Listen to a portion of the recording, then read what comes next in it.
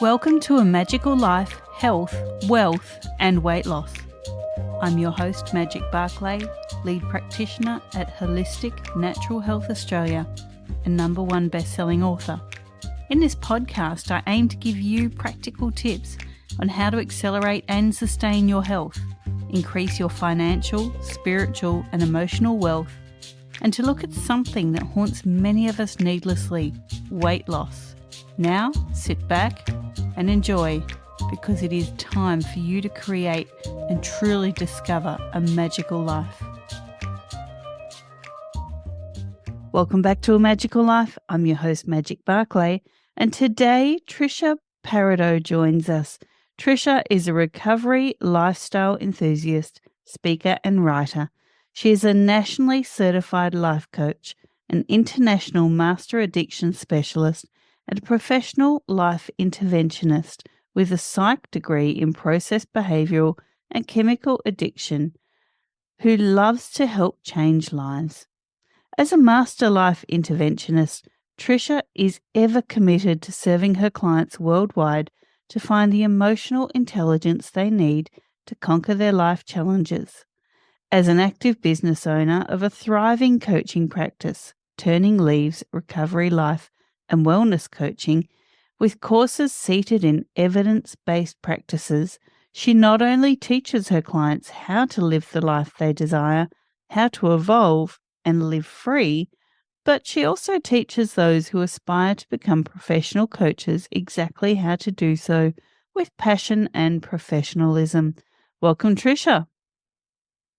Hello. Thank you so much for having me today. My pleasure. Now, what is an interventionist? I know the listeners are probably wondering.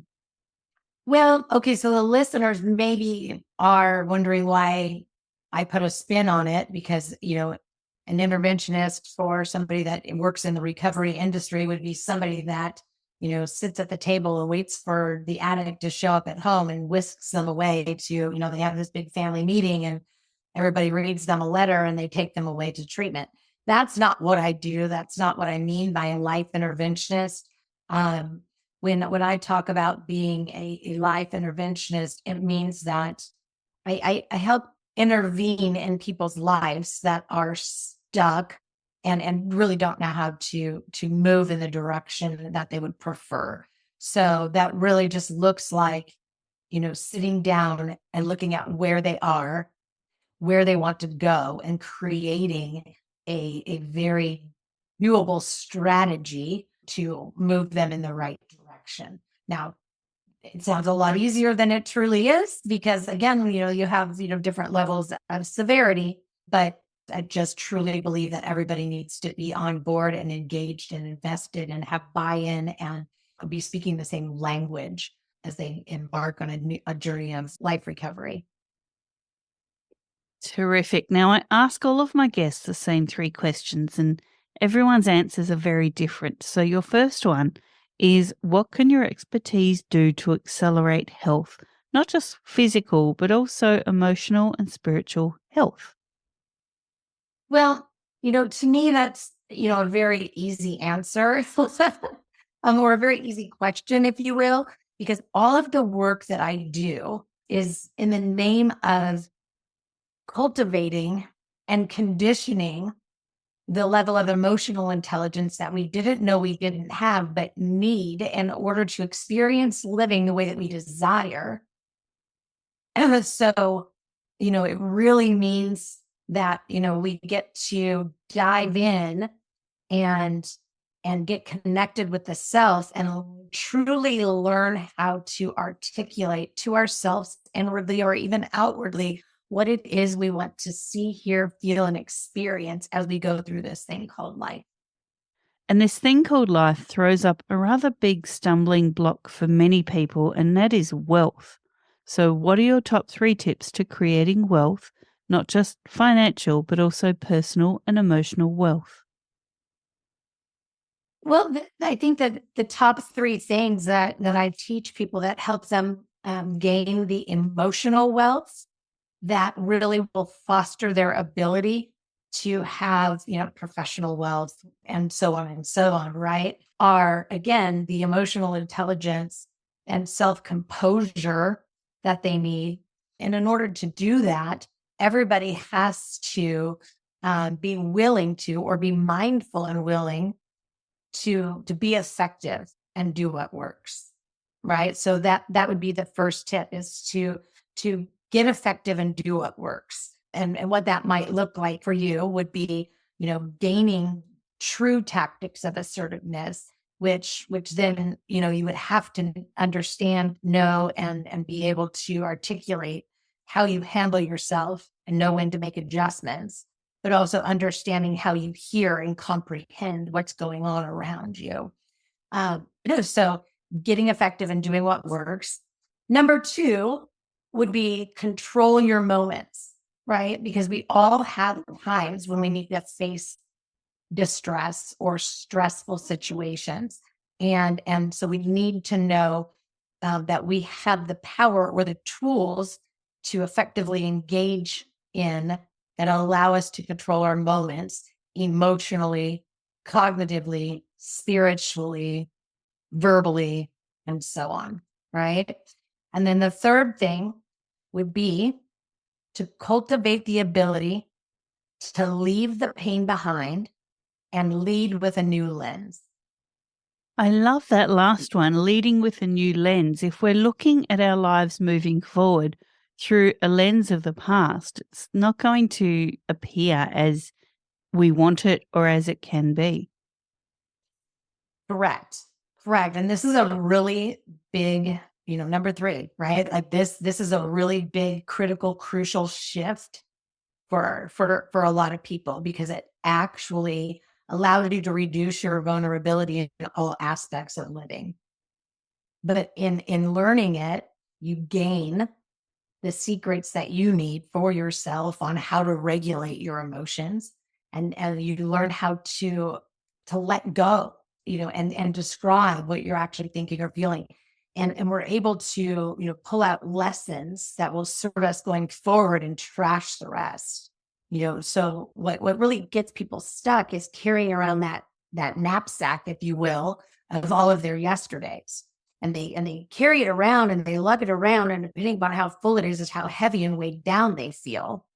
And all the while they're future tripping out there in the, anxiety inducing uncertainty, right? And all the tomorrows. So we're dragging yesterdays and we're seeking the tomorrows, and we're not present, but we're slinging all of our yesterday experiences. Like that's where we get all of our evidence, is all of our yesterdays, which is fine if you know how to hold on to the right evidence and leave everything else behind.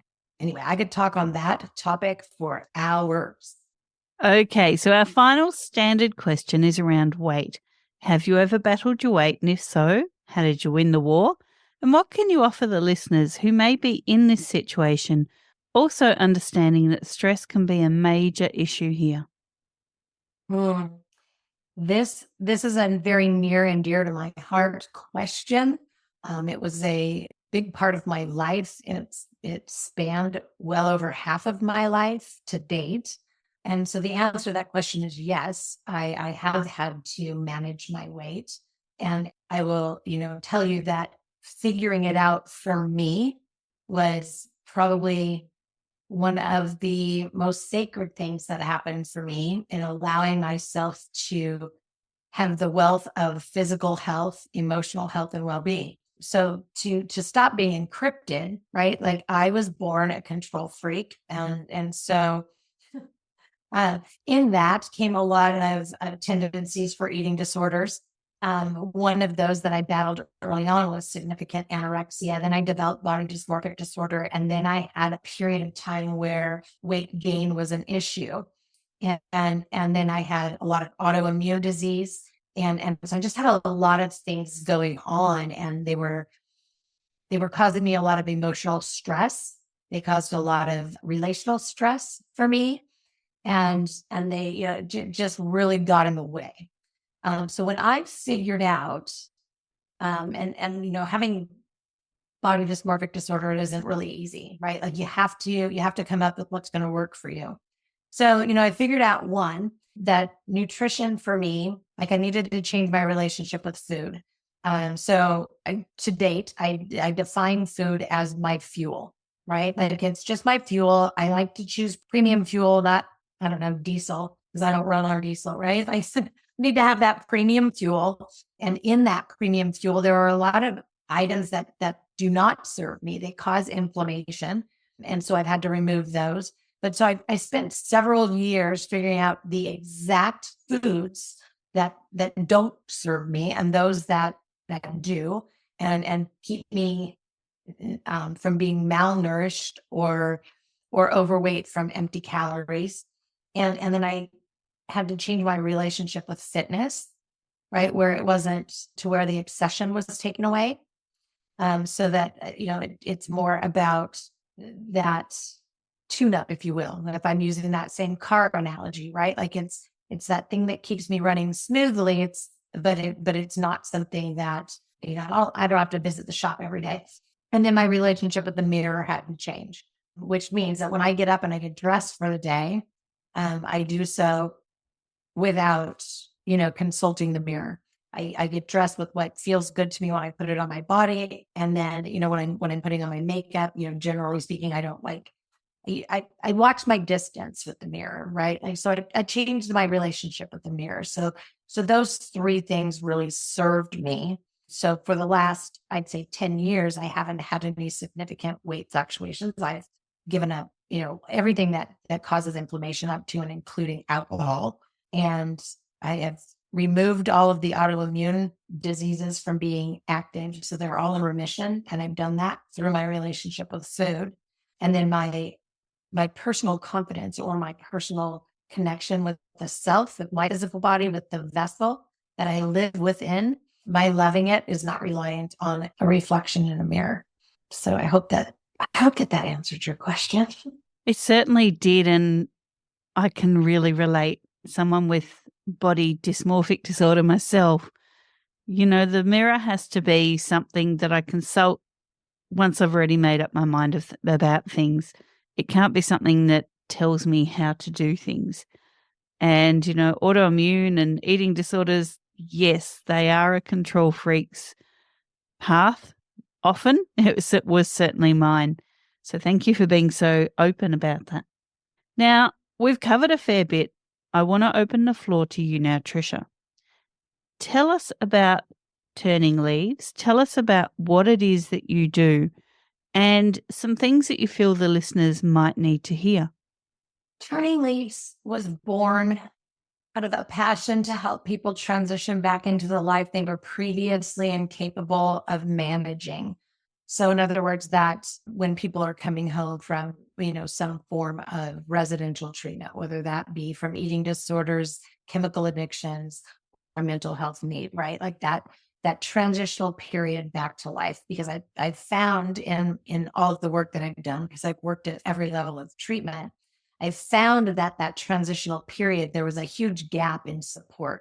There was nobody really there to teach them the practical application of all of the psychological things that they talked about while they were in treatment. You have to know how to apply it when you get home. So that's what it was born for, or through that time period, that phase of my life. And it has evolved into, really being a place to serve primarily women. I do work with men, but primarily the women who want to learn how to manage their emotions and build mental resilience so that they can handle their daily life stressors gracefully. And I serve my clients through 4 primary evidence-based practices. And I've taken all of the evidence-based practice and converted it into a coaching model, and which is how I can teach everybody how to apply it in their life. Anyway, so we have Live Free, we have Evolve, we have Loving Your Physical Body, and we have the Composure Method. Those are my 4 primary, so that I can really identify where that person's need is. I do have other coaches that have very niche specific specialties, and they work under me and serve their clientele as well in that. But we're primarily an online atmosphere. So all of our sessions are done in the convenience of whatever, right? Cell phone, Zoom, whatever it is. And all of the lessons are pre-recorded. There's secure platforms, all the things, right? Like we try to have everything so that everybody can be comfortable. But being an international practice, meaning I'm not bound by state lines or country borders, being an online platform, it really allows us to be of service to a lot more people. So someone might be dealing with ghosts of the past. They might be wanting to move forward and really see their future through a healthier lens, something that's not bound by past indicators or past self-evidence. What are some easy ways that they can start doing that? Look for your barriers and distractions would be number one, right? Because if we don't know what's in our way or what's pulling us away, it's really hard to create a forward momentum. Then create an opportunity for fulfillment, right? Meaning you have to know what is that outcome. What do you want it to look like, feel like, be like, right? So that's you've got to be the creator of that opportunity for fulfillment. Then you want to explore how you experience your days. And in that, get super specific, break it down. Like, how do I experience every environment? And that might be a lot of different categories, right? Because at home, you have your relationship with your kids and your spouse. And that's, we tend to, as human beings, broad brush and attack everything together and lump it all together. So you want to explore how you experience your days and environments and your relationships. And you want to break those down as specifically as you can. And then you can start working on the refocus and the strategy for going forward. Tricia, everyone's kind of moving forward in a world that seems to be faster, less personal, more detached. What are some ways that people can stay centered in their own self, but also community and, I guess, family? Well, I always say start in the now moment, right? We get wrapped up in thinking, oh, that person's at work right now, or, we think we overthink everything. Right? And so we're too much in our logical, rational mind and too far into our emotional states that we really aren't ever operating in a very intuitive, wise mind where we have that, like gut feeling that we know, what we need, what we want, what needs to happen.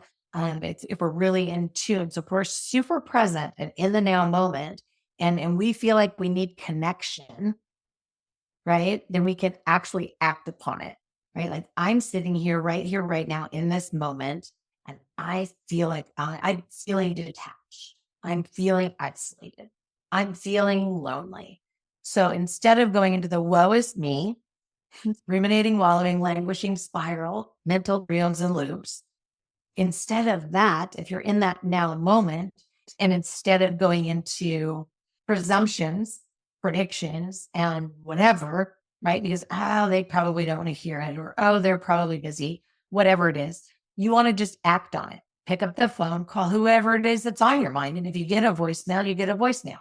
Get in your car, go wander around the beach and say hello to every single person you walk past. You have to be in the now moment. If something is moving, like, I just want to, such a beautiful day, I want to get out, but there's nobody to go do it with.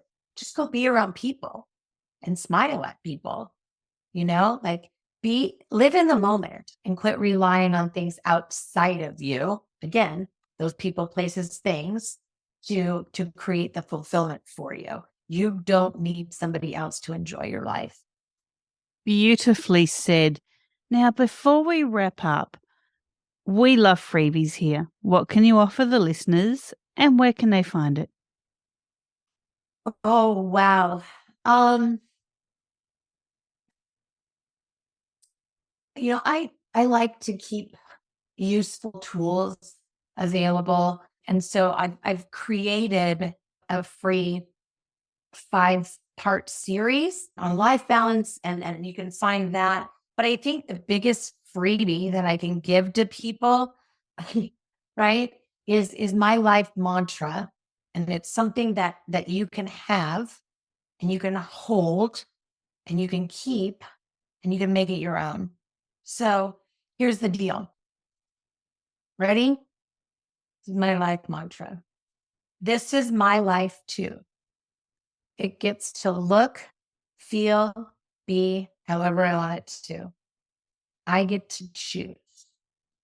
So because I eat, sleep, breathe that, I embody that, I embrace it, I own it, I also offer it to every other being that I come into contact with, and without judgment, right? Like we're all unique individual beings. We're all living this thing called life, and we all have the same rights. That's not to say there's not bad people out there, but if we all approach, living with a little bit of unconditional positive regard for one another, and we offer that, there's a whole lot less road rage. There's a whole lot less judgment. There's a whole lot less inappropriate attitudes out in public, because we really take into consideration that, this is my life. It gets to look, feel, be how I want it to, but that I have to offer that to the next person if I think that is true for me. Beautiful. Thank you so much for offering that. Now, people can find you on LinkedIn at Trisha Parado, Facebook, Turning Leaves Recovery 2015. You're also on Instagram at I am Trisha Parado. Thank you so much for joining us. I've really enjoyed our chat. Thank you so much. And listeners, I really do feel blessed to have your time as well. But for now, go forth and create your magical life. Thanks for listening today. Please subscribe to hear future episodes, leave a review, and share this podcast. Drop us a line at A Magical Life Podcast on Facebook and let me know what you would like to know more about. You can find us on Instagram at Holistic Natural Health, that's holistic with a W, or at www.holisticnaturalhealth.com.au. That's where you'll access all sorts of articles, freebies, and more.